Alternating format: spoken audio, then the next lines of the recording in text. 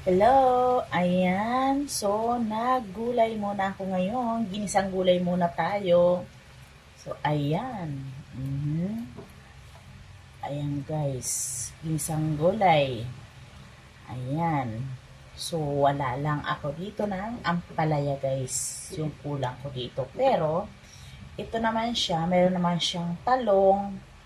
May talong, ay kalabasa, sitaw, sigarilyas.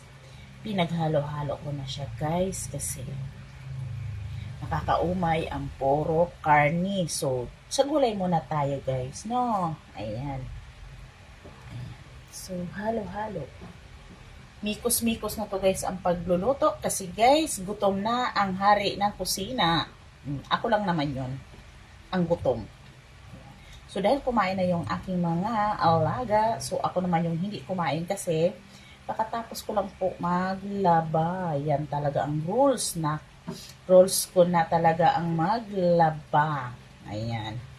Hirap talaga pag single mom ka talaga guys, no? Pag single moms ka talaga, ayan talaga, mikos-mikos na talaga. Ayan, mikos-mikos ang paglalaba. Pati yung pagluto.